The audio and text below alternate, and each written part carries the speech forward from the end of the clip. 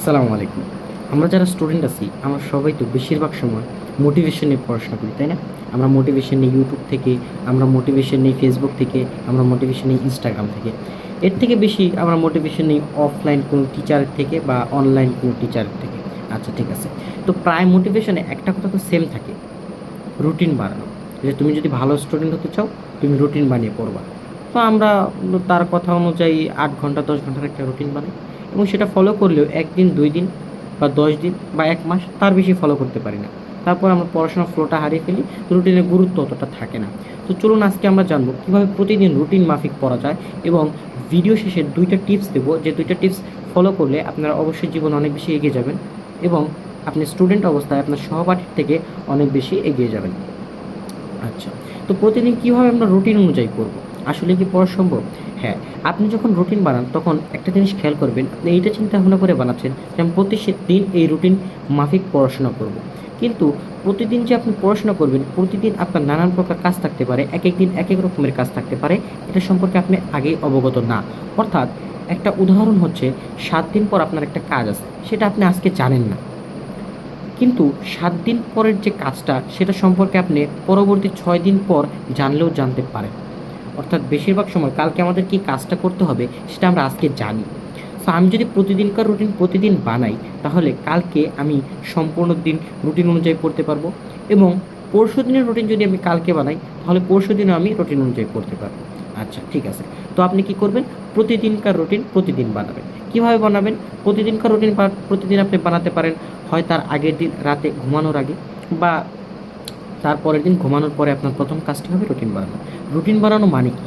Routine বানানো মানে হচ্ছে আপনি ওই 24 ঘন্টা পরবর্তী রুটিন বানানোর আগ পর্যন্ত আপনি কতক্ষণ পড়াশোনা করবেন, আপনি কতটুকু সময় কোন কাজে দিবেন, সেটা লিখে ফেলা, নোট ডাউন করে ফেলা, অর্থাৎ টাস্ক বানানো। ধরেন আপনার একদিন 20টা টাস্ক হয়েছে যে আমি এটা আজকে কমপ্লিট করব। সো আপনি একটা একটা টাস্ক কমপ্লিট করবেন এবং একটা একটা ক্রস দিবেন বা টিক দিবেন, ওটা আপনার কমপ্লিট, ওটা নিয়ে ভাবার আর কোনো দরকার নাই।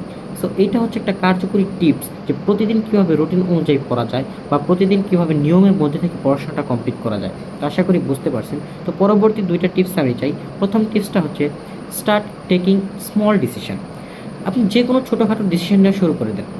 কারণ কারণ আপনার এই ডিসিশন নেওয়াতে হবে কি, আপনি বড় কোনো ডিসিশন পরবর্তী সময়ে নিতে পারবেন।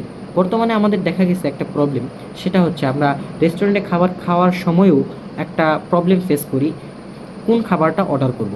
তো তখন আমরা কনফিউজড হয়ে যাই যে এইটা করব না এইটা করব। সো এরকম ছোটোখাটো ডিসিশন নেওয়ার ক্ষেত্রে কনফিউজড হই আমরা সবাই। এর জন্য যদি আমি এখন থেকেই ছোটোখাটো ডিসিশন নেওয়া স্টার্ট করি, তাহলে আমরা বড়সড় কোনো ডিসিশন জীবনে নিতে পারবো পরবর্তী সময়, এবং পরবর্তী সময় ডিসিশন নিতে হলে আমরা কনফিউজড হব না। তার পরবর্তী টিপসটা হচ্ছে, আপনি ছোটো ছোটো টার্গেট ফিক্সড করুন, প্রতিদিনকার টার্গেট প্রতিদিন কমপ্লিট করুন।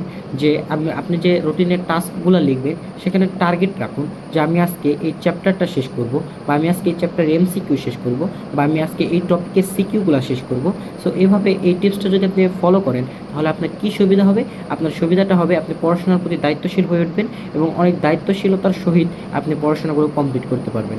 সো এই 2টা টিপস আপনাকে পড়াশোনা এবং জীবনে উভয় ক্ষেত্রেই অনেক বেশি কাজে দেবে। এবং প্রথম টিপস, অর্থাৎ কীভাবে আপনি রুটিন মাফিক পড়াশোনা করবেন প্রতিদিন, সেটা আপনাকে একাডেমিক লাইফে অনেক বেশি কাজে দেবে, এবং অনেক বেশি পড়াশোনা আপনার কমপ্লিট হবে যদি আপনি প্রতিদিন রুটিন মাফিক পড়াশোনা করেন। তো আশা করি প্রত্যেকটা কথাই আপনারা বুঝতে পারছেন, এবং এই 3টা টিপস আপনারা ফলো করার চেষ্টা করবেন।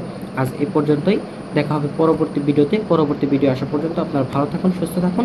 আল্লাহ হাফেজ। আসসালামু আলাইকুম।